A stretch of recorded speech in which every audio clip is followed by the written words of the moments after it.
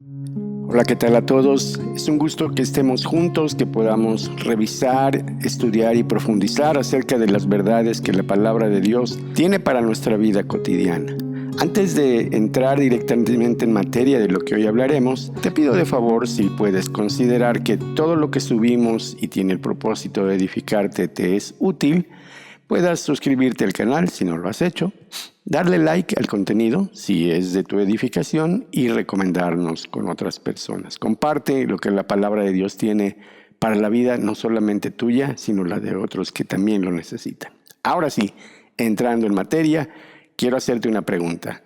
¿Sabías que la atmósfera es una parte o un componente que ayuda a crear un ambiente? ¿Qué tiene que ver esto con lo que estábamos hablando? Todo. El tema de hoy es la atmósfera de la gracia. Y cuando hablamos de gracia en la Biblia, hablamos de ese favor que Dios tiene preparado para ti y para mí. En una comunidad de fe, la atmósfera se refiere a la sensación o el ánimo que se percibe cuando entras en un lugar. Esto es emocional y a veces temporal. Puedes entrar a una reunión y sentir una atmósfera de completa paz, de gozo o de júbilo. Hay otros lugares donde cuando entras lo que percibes es una especie de tensión o dificultades.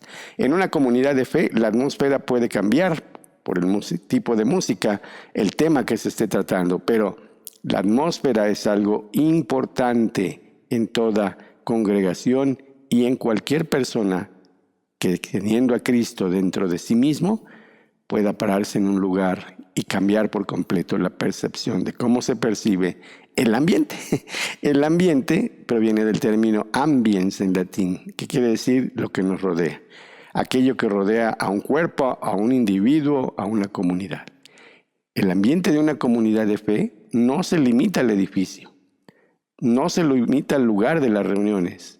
Es un entorno, es decir, la atmósfera relacional y espiritual.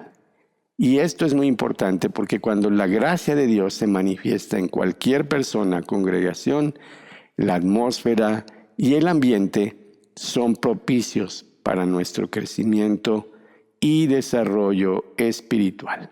Eso lo sabía muy bien Pablo. Por eso en su carta a los Efesios describe la atmósfera de la gracia. Es decir, el tejido que une todo en un solo ambiente en el que el creyente, número uno, vive. En segundo lugar, se mueve. Y en tercer lugar, es transformado. Esto es fabuloso. La carta a los Efesios describe la atmósfera de la gracia. Y esto es muy importante porque en ella el apóstol Pablo revela un concepto claro y panorámico del propósito eterno de Dios realizado en Cristo Jesús. Cómo lo logró, cómo lo manifestó y cómo lo sigue manifestando en el mundo actual. La carta presenta a la iglesia como una nueva humanidad, el medio escogido por Dios para comunicarle a todas las personas el mensaje de salvación de fe en Cristo Jesús. También describe a la iglesia como el pueblo de Dios y la morada del Espíritu Santo. En esta carta, Pablo habla a los cristianos acerca de las grandes riquezas, las herencias y plenitudes que tienen en Jesucristo. Les dice qué es lo que tienen, cuánto tienen y cómo pueden disfrutar de lo que poseen. Habla de las riquezas de su gracia, de las inescrutables riquezas de Cristo y las riquezas de su gloria. Hay cosas que son enfáticas, que se repiten con una intención. No solamente que se escuchen varias veces, sino que se entienda que son importantes. Por ejemplo, la palabra riqueza se emplea en unas 5 ocasiones. La palabra gracia 12 veces, gloria 8 veces, plenitud o ser llenos de algo 6 veces, y la frase clave en toda la carta a lo largo de la misma es en Cristo, unas 15 veces. Esta carta es una carta perfectamente equilibrada, dividida en 2 secciones claras. La primera sección abarca los capítulos del 1 al 3. Aquí se habla específicamente de la doctrina, de nuestra posición en Cristo. Toda la teoría acerca de qué es la fe y cómo practicarla están contenidos en los primeros 3 capítulos de la carta a los Efesios. En esta primera mitad, la gracia es vertical. Viene desde la eternidad hacia el ser humano. En ella se explica entonces todo lo que Dios ha hecho por nosotros y todo lo abundante que nos ha dado. Por ejemplo, en los capítulos 1 y 2, Pablo busca que los cristianos comprendan su nueva identidad en Cristo. Busca específicamente que entiendan la importancia que tiene alabar a Dios por las infinidad de bendiciones espirituales que tenemos en Él. Entre otras cosas, estas riquezas espirituales o bendiciones espirituales se manifiestan en que hemos sido escogidos, hemos sido adoptados, redimidos y sellados por el Espíritu Santo. El objetivo es que podamos reconocer la gracia como un propósito eterno. Es decir, que Dios no improvisa las cosas.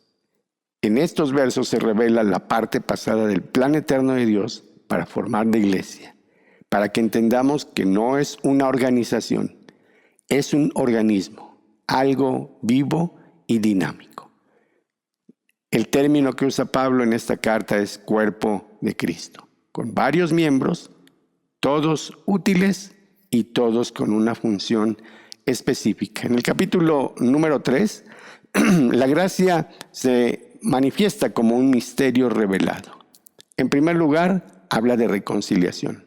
Pablo explica cómo Dios tomó a 2 grupos totalmente distintos, los judíos y los que no somos judíos. En la Biblia se nos conoce como gentiles. Y así derribó la pared intermedia de separación que había entre estos 2 grupos para crear un solo y nuevo hombre. Esto es fabuloso. Dios no es elitista ni excluyente. Tanto judíos como gentiles ahora formamos un solo cuerpo, que es la iglesia de Jesucristo. La gracia rompe las barreras raciales y religiosas. El misterio es que por su afecto, por su amor, por su misericordia, Dios nos da lo que no merecemos. Los que estábamos lejos, ahora somos coherederos de las mismas promesas que Él entregó a su pueblo Israel. Después, Pablo habla de la administración de la gracia de Dios, que a Él le fue dada. Es decir, Él recibió una capacidad ministerial. Ministrar quiere decir impartir o dar. Nadie puede dar lo que no tiene. En esta carta, Pablo explica cómo él mismo, el más pequeño de todos los santos, vino a formar parte de la gracia de Cristo y se le entregó el privilegiado propósito y misión de anunciar las inescrutables riquezas que tenemos en Cristo. La segunda parte de la carta, la sección que va de los capítulos 4 al 6, es un aspecto más práctico. Tiene que ver con la conducta, con nuestro diario vivir. Aquí es donde realmente lo que aprendimos en la teoría se va a ver reflejado en nuestras acciones. La gracia aquí se vuelve horizontal y práctica. Esta gracia es la que nos moldea, la que fortalece nuestra unidad, la que proporciona instrucciones prácticas, cómo es que debemos de vivir, cómo es que vamos a formar nuestra familia de fe y nuestras familias en la carne y cómo vamos a influir y afectar en nuestra sociedad. En esta sección entonces Pablo habla de nuestra responsabilidad. Tenemos responsabilidad, no solamente privilegios, y eso es algo que a veces se nos olvida por completo. A diferencia de otras cartas que Pablo escribió, esta no fue escrita para corregir errores específicos o reprender a la iglesia, sino para expandir la visión de los creyentes acerca del propósito eterno y el misterio de la iglesia.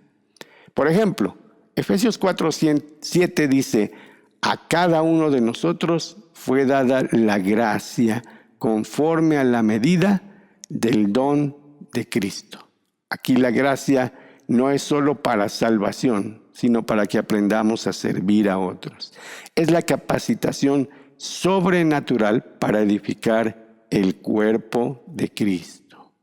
Entonces, es importante que entendamos que al vivir nuestra vida cotidiana, no debemos dejar los principios que aprendemos para una reunión dominical o eventos de fin de semana. Por ejemplo, en el lenguaje cotidiano, Pablo exhorta que nuestras palabras siempre den gracia a los oyentes. Efesios 4:29. La gracia que recibimos entonces debe fluir a través de lo que decimos o hablamos. La carta concluye en el capítulo número 6 con un llamado a la guerra espiritual. Nos recuerda que nuestra lucha no es contra las personas, sangre y carne, sino contra potestades espirituales. Esta lucha no la vamos a resolver en términos ni materiales, ni intelectuales, ni con estrategias humanas. Necesitamos lo que Dios nos provee, una armadura completa. Cierra y finaliza la carta con un deseo de gracia para todos los que aman al Señor con amor inalterable. Y nos recuerda que incluso al perseverar podemos lograr que la gracia se manifieste en nosotros. Esta carta entonces, y para terminar esta charla, te puedo decir que es fundamental para entender que la iglesia no es un edificio, no es un organismo. Al contrario, es algo vivo y dinámico, es el cuerpo de Cristo. Está diseñada para mostrar la sabiduría y el favor de Dios hacia el mundo. Te dejo estas breves preguntas para que las medites. ¿Formas parte de la atmósfera y el ambiente de la gracia? Si no estás seguro de tu respuesta o esta no es positiva, te hago la última pregunta. ¿Te gustaría aprender a reproducir esto mismo en tu casa, en tu familia, en tu matrimonio y donde quiera que vayas? En las próximas emisiones estaremos ampliando más el tema de lo que es la atmósfera de la gracia. Hasta entonces, que Dios te bendiga.